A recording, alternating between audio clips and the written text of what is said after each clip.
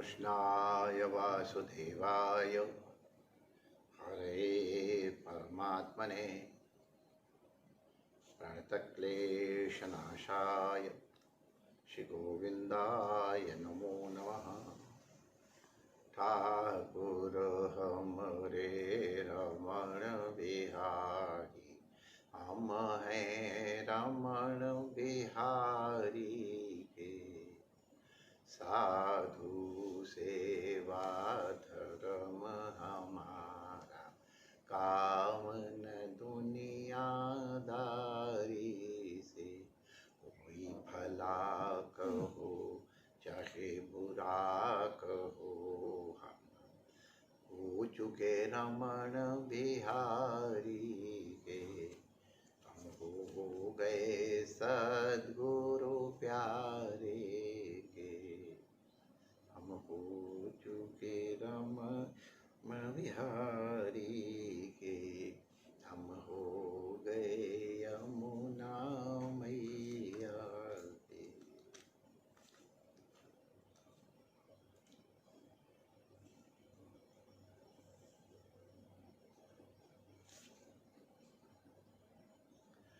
नारायण नारायण नारायण नारायण। भगवान के साथ संबंध कराने वाली यमुना मैया के तट पर बैठ करके हम लोग गुरु पूर्णिमा के पूर्व दिनों में यमुना आरती दर्शन के ब्याज से गुरु की सन्निधि की अनुभूति कर रहे हैं। हमारे अज्ञान अंधकार को निवृत्त करके जो हमें कर्तव्य पथ की ओर आगे बढ़ाते हैं, उनको हम गुरु और सद्गुरु कहते हैं।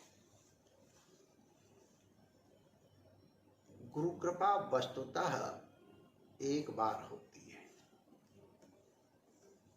गुरु दीक्षा वस्तुतः एक बार होती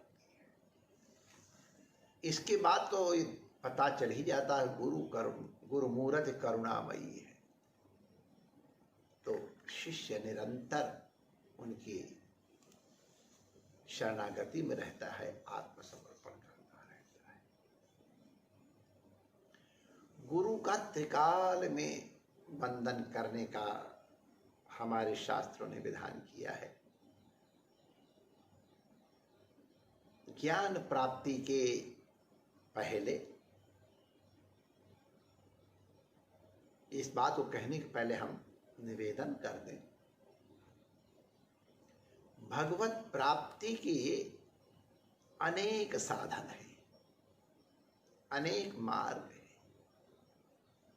यदि केवल एक ही मार्ग होता, एक ही साधन होता तो गुरु की कोई आवश्यकता नहीं थी। लेकिन एक मानना बहुत से रास्ते हैं। कौन कहाँ पर है उसके अनुसार उसके मार्ग का निर्धारण होता है, उसकी दिशा का निर्धारण होता है। अब अगर कोई बंबई से आने वाला है तो उत्तर की यात्रा करेगा रमण बिहारी के पास आने के लिए, और अगर कोई हरिद्वार में है तो वो दक्षिण की यात्रा करेगा। पंजाब से कोई आ रहा है तो पूर्व की यात्रा करेगा, और बंगाल से आ रहे हैं तो वो पश्चिम की यात्रा करेंगे। तो किस दृष्टि से, किस दिशा की ओर जाना है, कौन निर्धारण करेगा? जो रमण बिहारी कहाँ विराज रहे हैं और जिसको रमण बिहारी के पास जाना है वो कहाँ है, उसके अनुसार दिशा का निर्धारण होगा। अगर कोई कलकत्ते में है तो उसका निर्धारण पश्चिम दिशा का होगा। कोई अगर पठानकोट से आने वाला है तो उसके लिए पूर्व दिशा का निर्धारण होगा, इत्यादि। किसी का किस ऊंचाई पे है, किस नीचाई पे है, तो जैसे पूर्व जन्मों के संस्कार के कारण, पूर्व जन्म की अधिकारिता के कारण, अब कोई पिछले जन्म का सिद्ध साधक है उसकी साधना अलग, और जो कोई मलिन साधक है उसके लिए अलग मार्ग। तो ये निर्धारण करना पड़ता है कौन सा मार्ग, कौन सा उपाय किसके लिए। जैसे योग्य वैद्य नाना प्रकार का परीक्षण करके औषध का निर्धारण करता है और उसके लिए पथ्य और कुपथ्य का विवेचन करता है, वैसे सद्गुरु भी साधना का निर्धारण करते हैं, उसको संबल प्रदान करते हैं। तो जैसा हमने कहा गुरु दीक्षा एक ही बार होती है, बाद में तो उसी के क्रम आगे बढ़ते चले जाते हैं। उपसत्ति केवल एक बार होती है, शरणागति एक बार होती है। जो दर दर पे झुकता है उसको सर नहीं कहते हैं, और जो दर पे नहीं झुकता उसको भी सर नहीं कहते। तो हम इस मार्ग पे चल पाए, उसका मार्ग का हमको उपदेश हो, इसके लिए गुरु को प्रणाम किया जाता है। ये साधना के पहले हो गया। साधना करते समय हमको साधना में जो बाधाएं आ रही हैं उनका निवारण करने के लिए गुरु को प्रणाम करना चाहिए। और जब लक्ष्य की प्राप्ति हो जाए तो जिनकी कृपा से हम लोगों ने या हमने उस परम तत्व की अनुभूति की है, जो हमारा लक्ष्य उसको प्राप्त किया है, उसके लिए कृतज्ञता ज्ञापन करने के लिए प्रणाम करना चाहिए। तो साधना के पहले, साधना के समय और साधना की सिद्धि के अनंतर भी गुरु को वंदन प्रणाम करना चाहिए।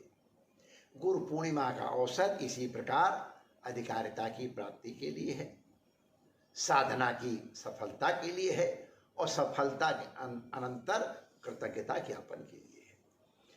इसीलिए हम लोग गुरु पूर्णिमा मनाते हैं।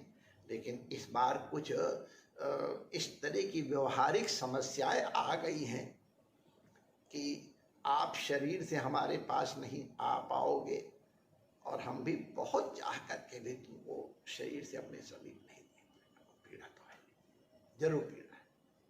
जितनी आपको पीड़ा हो रही उससे शायद कम हमारी पीड़ा नहीं है।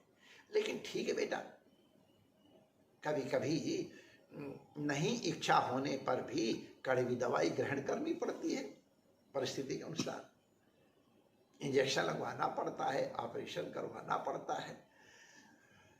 तो शरीर से आप ना आ पाओ, चलो अपने लोग मन से मिल लेंगे। तो शरीर से मिलने से कहीं अच्छा मन से मिलना है। आत्मा का मिलना तो खैर सर्वोत्कृष्ट ही है। तो हम लोग मन से एक दूसरे को मिलेंगे। आप अपने प्रकार से मिलना, हम अपनी प्रकार से मिलेंगे। आप लोगों को बहुत प्रेम है, सब लोग आना चाहते हो, हमको मालूम है। लेकिन बाबा के अनुग्रह से उन्होंने अनुग्रह कर दिया कि जो यहाँ पूजन होगा उसके आप लोग साक्षात दर्शन करेंगे। तो आप जहाँ हो वहीं बैठ के पूजन के दर्शन करना। यहाँ रमण रेती आने की चेष्टा नहीं करना, ये मेरा आग्रह है। पीड़ापूर्ण आग्रह है लेकिन है, क्योंकि एक सीमा बनाई हुई है व्यवस्था करने वालों ने, हम उस व्यवस्था का उल्लंघन न करें। इसलिए आज संध्या आरती के अनंतर अब हम रमण रेती में किसी से साक्षात मिलेंगे नहीं। आरती में तो इस तरह साक्षात्कार होगा। गुरु पूर्णिमा वाले दिन भी हम कोई आएगा कि चलो दूर से ही दर्शन हो जाए, उसकी व्यवस्था हमने जानबूझ के इसलिए नहीं रखी है कि दूर से ही दर्शन करने वालों की भीड़ हो जाएगी। काशियों का प्रेम तो दुनिया देख के आश्चर्य करती है। क्या तुम लोगों का प्रेम है, तो भर जाएंगे आकर के। और फिर आपको भर जाने में कोई कुछ ऊपर ना भी बोल पाए, लेकिन अंदर से समस्या खड़ी हो जाएगी। हम किसी के लिए समस्या क्यों खड़ी करें? तुम भी थोड़ा दिल अपना से पकड़ लो, हम भी थोड़ा अपना दिल ऐसे पकड़ लेंगे। रमणीति बताना, वहीं से याद करना, और हम भी विश्वास करो तुमको रिस्पॉन्ड करेंगे, वहीं पहुंचेंगे। गुरु पूर्णिमा के दिन दीक्षा के लिए बहुत लोग आते हैं। आग्रह होता गुरु पूर्णिमा के दिन दीक्षा ले हम। यदि ऐसा कुछ नहीं है, जिस दिन तुम्हारी श्रद्धा जागृत हो जाए, समर्पण हो जाए, उसी दिन आकर के शरणागति ली जा सकती है, शरणागति की जा सकती है और दीक्षा ली जा सकती है। लेकिन कुछ लोगों को यही ध्यान है कि हम गुरु पूर्णिमा पे ही लेंगे, तो अब वो भी समस्या है। आप लोग इतनी बड़ी संख्या में तो बड़ी कठिनाई हो जाएगी। तो ऐसा करो, उस दिन गुरु पूजा अपने घर में कर लो और मन से अपने आप को गुरु के समर्पित कर दो। अब हम गुरु महाराज आपके हो गए, हमने पूजा कर ली, मैं तो तेरी शरण हूँ नाथ, तेरियां तू जाने, मैं आपकी शरण में आ गया हूँ।